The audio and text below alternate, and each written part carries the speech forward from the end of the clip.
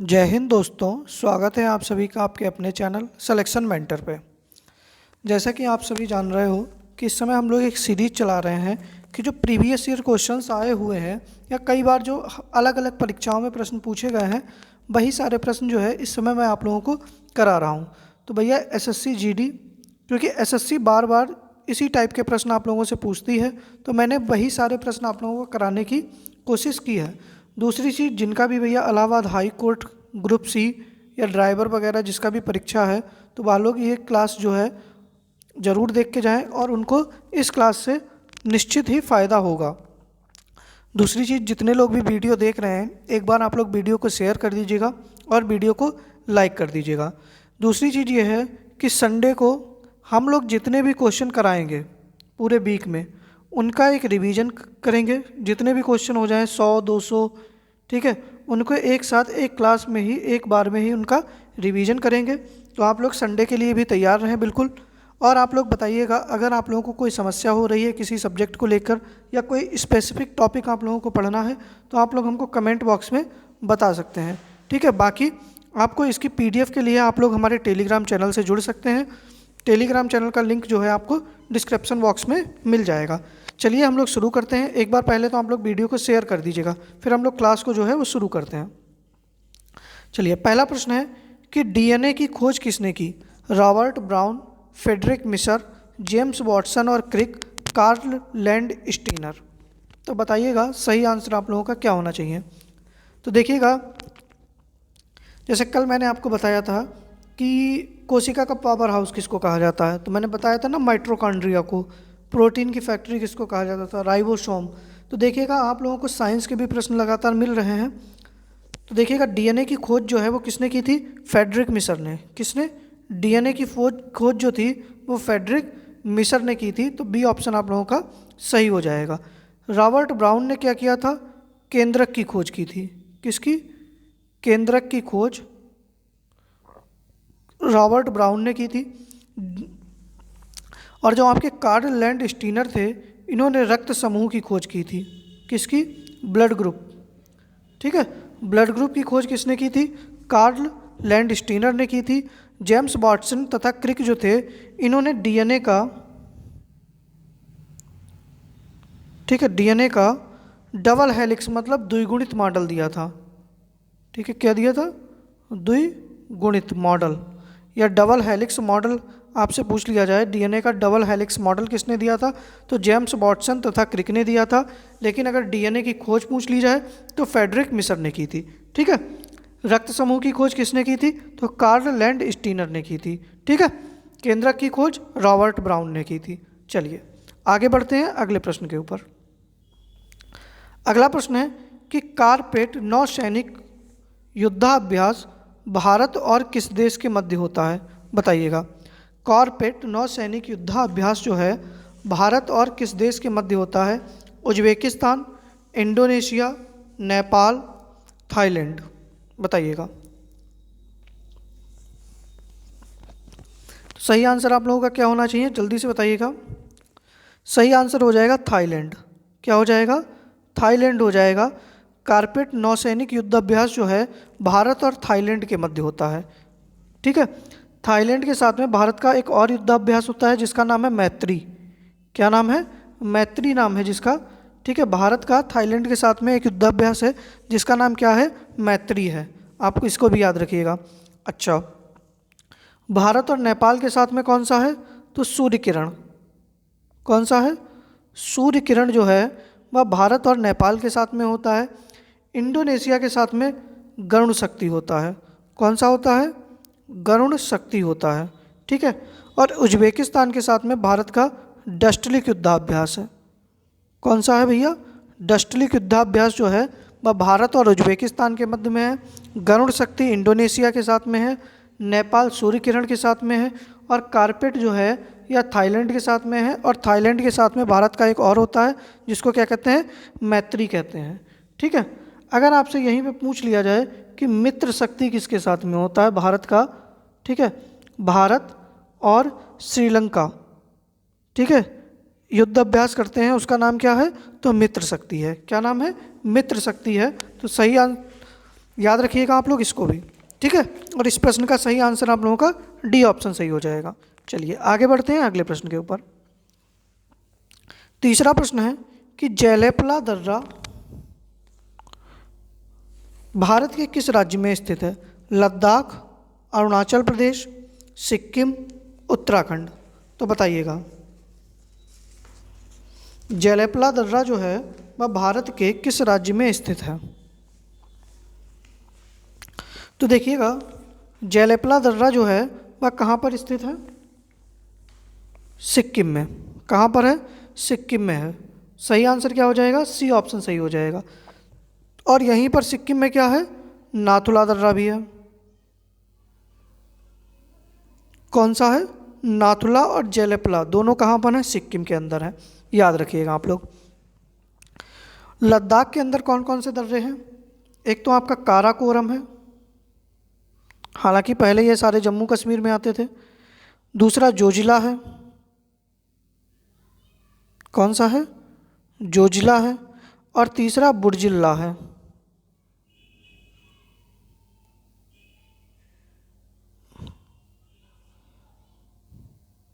कौन सा है? बुर्जिल्ला दर्रा। और जो काराकोरम दर्रा है यह भारत का सबसे ऊंचा दर्रा है। कैसा है? भारत का सबसे ऊंचा दर्रा है।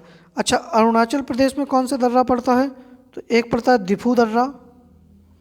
कौन सा है? दिफू दर्रा है। बोमडिला है। कौन सा है? बोमडिला है। और यहीं पर यांग्याप दर्रा है। कौन सा है? यांग्याप दर्रा है। इसको भी याद रखिएगा। उत्तराखंड के अंदर कौन से हैं? तो उत्तराखंड के अंदर नीति है, माना है और लिपुलेख है। कौन सा है? लिपुलेख है।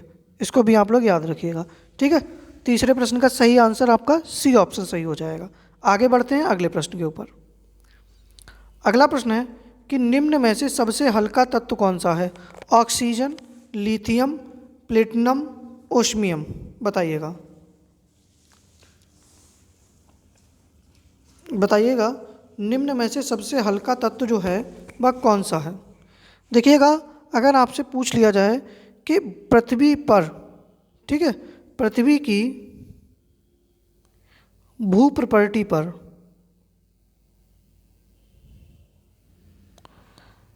पृथ्वी की भू प्रॉपर्टी पर सर्वाधिक मात्रा में कौन सी चीज़ है, कौन सा तत्व है? सर्वाधिक तत्व तो कौन सा हो जाएगा आपका? ऑक्सीजन हो जाएगा। और सबसे हल्का तत्व जो है वह कौन सा है? लिथियम है। बी ऑप्शन सही हो जाएगा आपका। आपसे पूछ लिया जाए कि सबसे कठोर धातु कौन सी है? क्या पूछ लिया जाए आपसे? सबसे कठोर धातु तो आपकी हो जाएगी प्लेटिनम, ठीक है। और ओस्मियम आपसे क्या हो जाएगी? सबसे भारी धातु, सबसे भारी धातु। तो आप लोग इनको भी लिख लीजिएगा। सारे के सारे चार के चारों ही ऑप्शन आप लोगों के लिए महत्वपूर्ण है, ठीक है। तो निम्न में से सबसे हल्का तत्व कौन सा है? तो वह लिथियम है, ठीक है। चलिए अगले प्रश्न पर बढ़ते हैं आगे। अगला प्रश्न है कि 1954 की संधि के अनुसार पंचशील का सिद्धांत संबंधित था चीन और भारत से, रूस और भारत से, बांग्लादेश और भारत से, पाकिस्तान और भारत से। बताइएगा। 1954 की संधि के अनुसार पंचशील का सिद्धांत संबंधित था किससे? तो चीन और भारत से संबंधित था। किससे? चीन और भारत से संबंधित था। 1954 में हमारे प्रधानमंत्री कौन थे? तो जवाहरलाल नेहरू थे। कौन थे? जवाहरलाल नेहरू हमारे प्रधानमंत्री थे, ठीक है। जब यह पंचशील सिद्धांत लागू हुए थे तब कौन थे? जवाहरलाल नेहरू थे। और ए ऑप्शन सही हो जाएगा इसमें, पांचवें प्रश्न का ए आंसर सही हो जाएगा। चलिए आगे बढ़ते हैं अगले प्रश्न के ऊपर। अगला प्रश्न है कि प्रथम हृदय रोग विशेषज्ञ महिला कौन थी? भानु अथैया, पद्मावती, लीला सेठ, फातिमा बीबी। तो बताइएगा आप लोगों का सही आंसर क्या होना चाहिए? तो देखिएगा, प्रथम हृदय रोग विशेषज्ञ महिला जो थी वो डॉक्टर पद्मावती थी। कौन थी? डॉक्टर पद्मावती थी, या भारत की पहली प्रथम हृदय रोग विशेषज्ञ महिला थी। ठीक है। भानु अथैया कौन थी? पहली ऑस्कर महिला विजेता। कौन थी? पहली ऑस्कर महिला विजेता।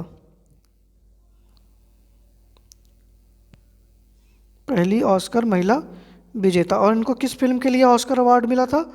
तो गांधी फिल्म के लिए। किसके? गांधी फिल्म के लिए। इसको भी आप लोग याद रखिएगा। जो लीला सेठ थी ये कौन थी? तो उच्च न्यायालय की, मतलब हाई कोर्ट की, ठीक है, उच्च न्यायालय की पहली महिला मुख्य न्यायाधीश।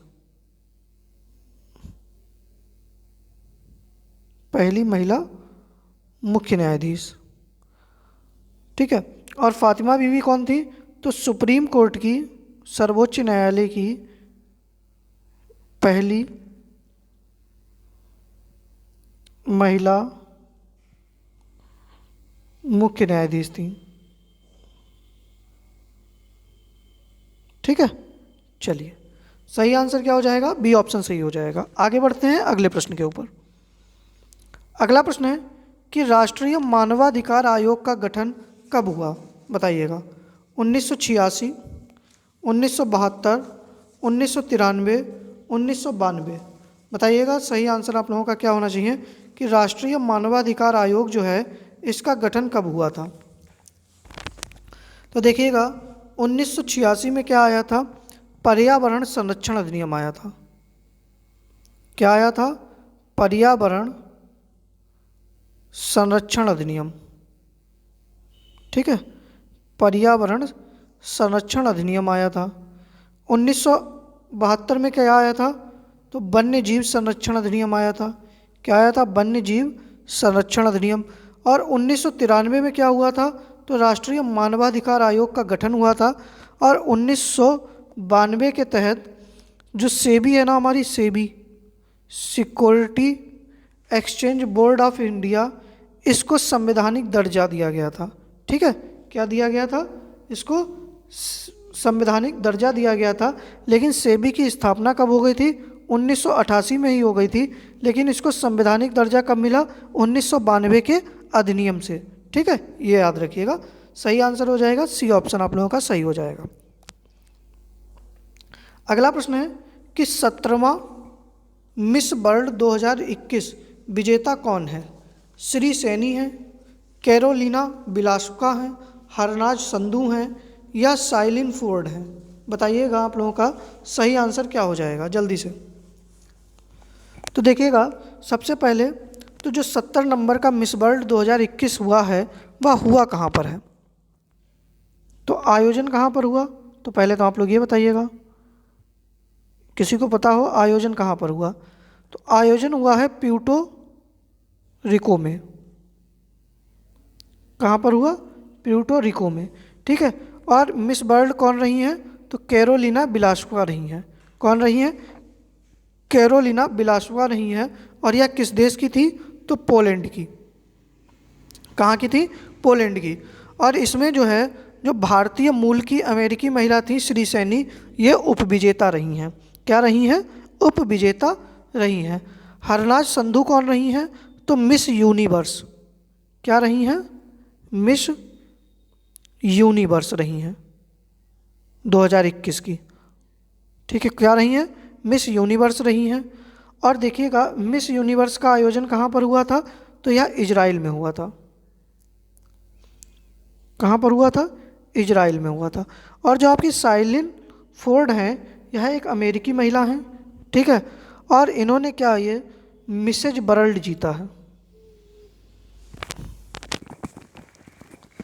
तो साइलिन फोर्ड ने क्या जीता है? मिसेज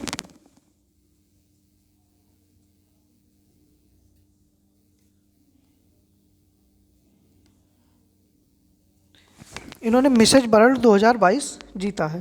तो 8वें प्रश्न का बी आंसर सही हो जाएगा। आगे बढ़ते हैं अगले प्रश्न के ऊपर। अगला प्रश्न है कि 44वां शतरंज ओलंपियाड 2022 किस देश ने जीता? Bharat, Romania, Uzbekistan, Ukraine. तो बताइएगा सही आंसर आप लोगों का क्या होना चाहिए, जल्दी से बताइएगा। तो देखिएगा जो 44वां शतरंज ओलंपियाड था, इसका आयोजन कहाँ पर हुआ था? तो भारत में हुआ था। कहाँ हुआ था? भारत में हुआ था। और भारत में भी कहाँ? चेन्नई में। कहाँ पर? चेन्नई में हुआ था। और पहली बार, ठीक है, पहली बार भारत में जो है वह शतरंज ओलंपियाड का आयोजन हुआ था। और किस देश ने जीता था?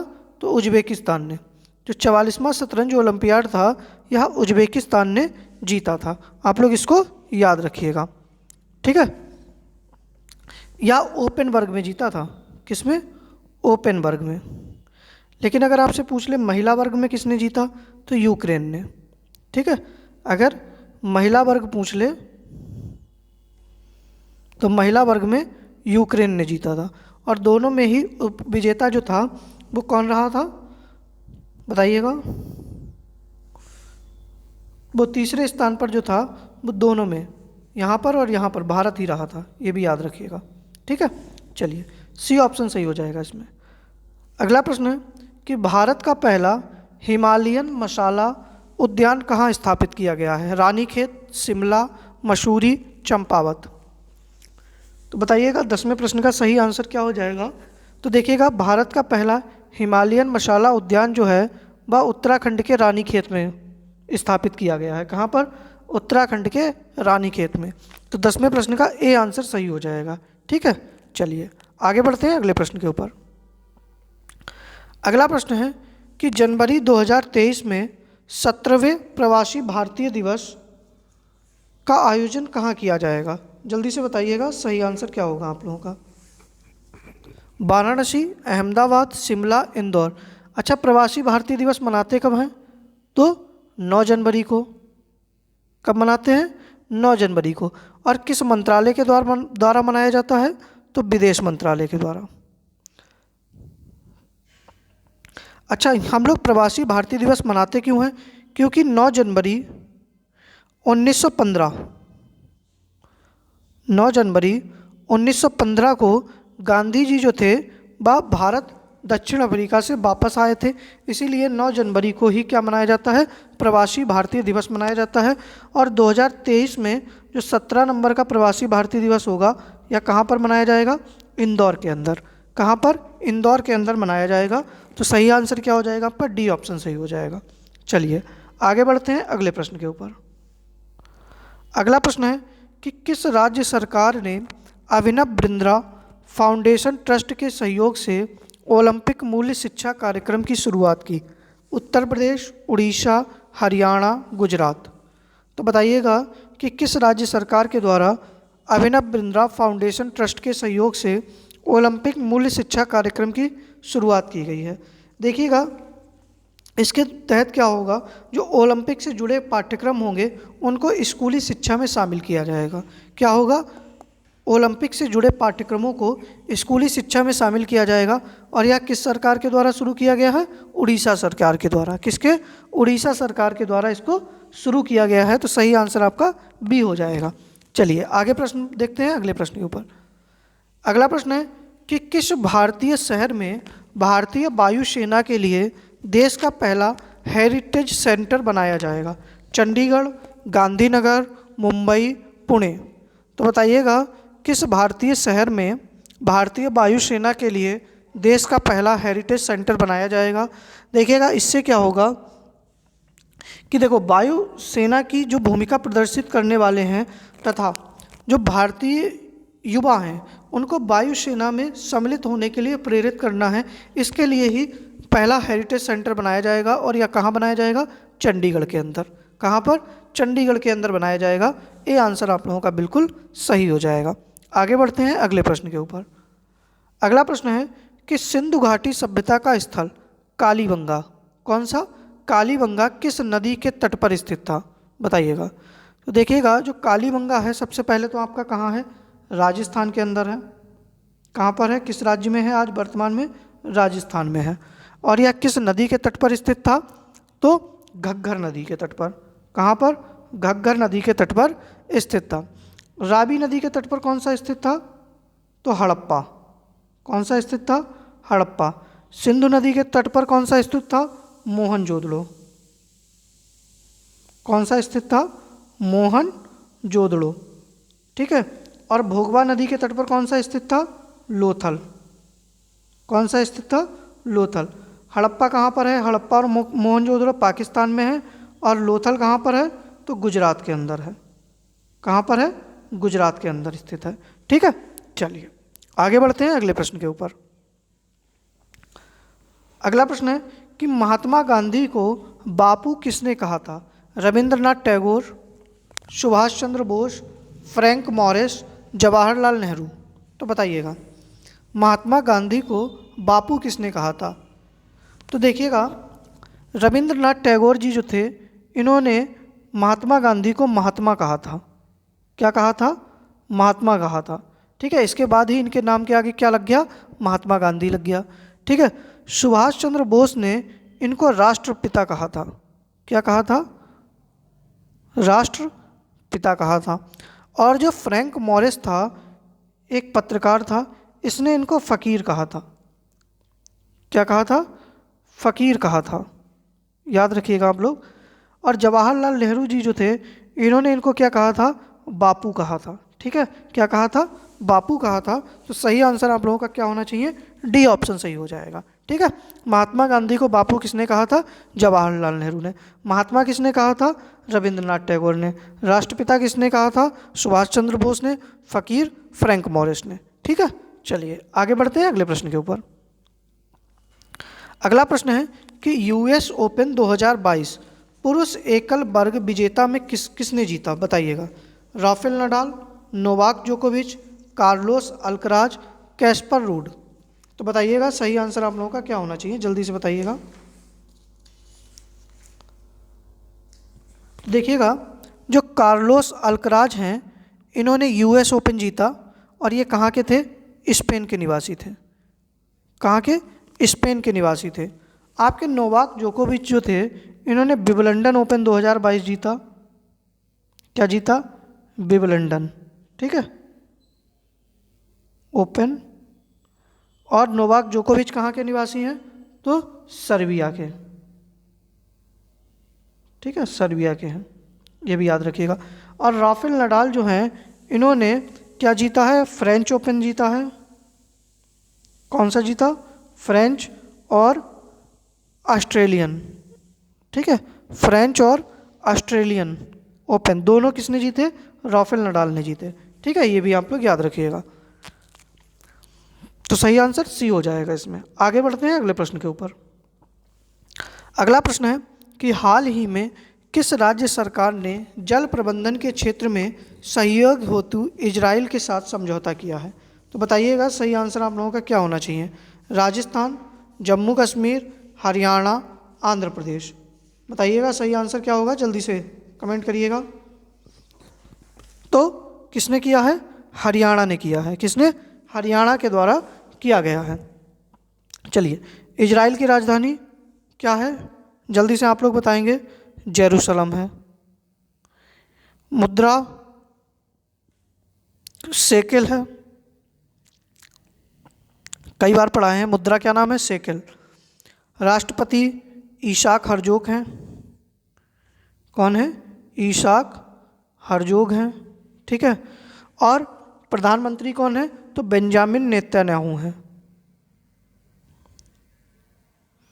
बेंजामिन नेतन्याहू, याद रखिएगा आप लोग। ठीक है, सही आंसर सी हो जाएगा। चलिए आगे बढ़ते हैं अगले प्रश्न के ऊपर। अगला प्रश्न है कि बुडापेस्ट किस देश की राजधानी है? सर्बिया, जर्मनी, हंगरी, पुर्तगाल। तो लिख लीजिएगा एक साथ ही, आप लोगों को पता लग जाएगा। देखिएगा, सर्बिया की राजधानी क्या है? बेलग्रेड है। क्या है? बेलग्रेड है। जर्मनी की राजधानी क्या है? बर्लिन है। क्या है? बर्लिन है। बुडापेस्ट किसकी राजधानी है? तो हंगरी की राजधानी है। पुर्तगाल की राजधानी क्या है? तो लिस्बन है। क्या है? लिस्बन है। ठीक है, सही आंसर आप लोगों का क्या होना चाहिए? सी ऑप्शन आप लोगों का बिल्कुल सही हो जाएगा। ठीक है, चलिए। अच्छा, हंगरी में आपसे लिया जाए कि यहाँ की मुद्रा का क्या नाम है? हंगरी की मुद्रा जो है इसका नाम क्या है? तो हंगरी की मुद्रा का नाम है फोरिंट। क्या नाम है? फोरिंट यहाँ पर जो है मुद्रा चलती है। सर्बिया में जो मुद्रा चलती है उसका नाम है दीनार। क्या नाम है? दीनार। जर्मनी में क्या चलता है? यूरो। और पुर्तगाल में भी क्या चलता है? यूरो। ठीक है, चलिए आगे बढ़ते हैं अगले प्रश्न के ऊपर। अब देखिएगा, अगर आप लोगों को वीडियो पसंद आ रही है तो वीडियो को आप लोग ज़्यादा से ज़्यादा शेयर कर दीजिएगा, और जो जितने लोग भी अभी लाइक नहीं किए हैं वीडियो को लाइक ज़रूर कर दीजिएगा। अंतर्राष्ट्रीय सौर गठबंधन के महानिदेशक किसे नियुक्त किया गया? भव्यालाल, जोया अग्रवाल, अजय माथुर, PR श्रीजेश। तो बताइएगा सही आंसर आप लोगों का क्या होना चाहिए। देखिएगा, जो आपके भव्यालाल हैं ये नासा, ठीक है, नासा के कार्यकारी प्रमुख हैं। क्या है? नासा के कार्यकारी प्रमुख हैं। जोया अग्रवाल जो हैं यह संयुक्त राष्ट्र में मतलब UN में महिला प्रवक्ता हैं। क्या है? महिला प्रवक्ता हैं। अजय माथुर जो हैं आपके, यह सौर गठबंधन जो है उसके महानिदेशक नियुक्त हुए हैं, तो C ऑप्शन सही हो जाएगा। और PR श्रीजेश जो हैं इनको अंतर्राष्ट्रीय हॉकी महासंघ का, ठीक है, अंतर्राष्ट्रीय हॉकी महासंघ का एथलीट समिति का सदस्य चुना गया है। इसको भी आप लोग याद रखिएगा। 19वें प्रश्न का C आंसर सही हो जाएगा। चलिए आगे बढ़ते हैं अगले प्रश्न के ऊपर। अगला प्रश्न है कि ऑपरेशन उपलब्ध किसके द्वारा शुरू किया गया? रेलवे सुरक्षा बल, केंद्र सरकार, सीमा सुरक्षा बल या भारतीय तटरक्षक बल। तो बताइएगा सही आंसर आप लोगों का क्या होना चाहिए। तो देखिएगा, जो रेलवे में किसने शुरू किया है? रेलवे सुरक्षा बल के द्वारा शुरू किया गया है। रेलवे में जो टिकट की कालाबाजारी होती थी उसको रोकने के लिए रेलवे सुरक्षा बल के द्वारा ऑपरेशन उपलब्ध शुरू किया गया है। जो आपका सीमा सुरक्षा बल है जिसका नाम क्या है? BSF ने ऑपरेशन सर्द हवा शुरू किया था। कौन सा? ऑपरेशन सर्द हवा। इसको भी आप लोग याद रखिएगा, ठीक है। किसके द्वारा शुरू किया गया था? तो BSF के द्वारा, ठीक है। A ऑप्शन सही हो जाएगा। चलिए, ये हमारे थे आज के महत्वपूर्ण 20 प्रश्न। अब आप लोग बताइएगा कि आप लोगों के इसमें कितने प्रश्न जो हैं वह सही हुए हैं। बताइएगा एक बार कितने प्रश्न जो हैं आप लोगों के सही हुए हैं, और क्लास जो है वह आप लोगों को कैसी लगी। जो लोग भी अभी वीडियो को लाइक नहीं किए हैं भैया वीडियो को लाइक कर दीजिएगा और वीडियो को शेयर जरूर कर दीजिएगा। और संडे को जो है आप लोगों की जितनी भी क्लास है, ठीक है, पूरे सप्ताह की, उन सब का जो है एक साथ रिवीजन करा देंगे, तो उसमें जो है आप लोगों की पूरी की पूरी क्लास जो है वो ऐसे ही याद हो जाएगी, ठीक है। बाकी आप लोग इसकी PDF प्राप्त कर सकते हैं हमारे टेलीग्राम चैनल से जुड़कर। लिंक जो है आप लोगों को डिस्क्रिप्शन बॉक्स में मिल जाएगा। बाकी अगर आप लोगों का कोई भी डाउट है तो आप हमसे कमेंट बॉक्स में या फिर आप लोग जो है टेलीग्राम चैनल से जुड़कर पूछ सकते हैं। बाकी मिलते हैं कल शाम को 7 बजे, ठीक है, शाम को 7 बजे मिलते हैं। और कल जो है आप लोगों के लिए नवंबर माह का करंट अफेयर्स, ठीक है, जो नवंबर माह है इसका करंट अफेयर्स जो है इसको कंप्लीट कराएंगे, ठीक है। तो अपना पेन पेपर लेकर बैठिएगा और करंट अफेयर्स को लिख लीजिएगा। बाकी मिलते हैं 7 बजे। जय हिंद, धन्यवाद।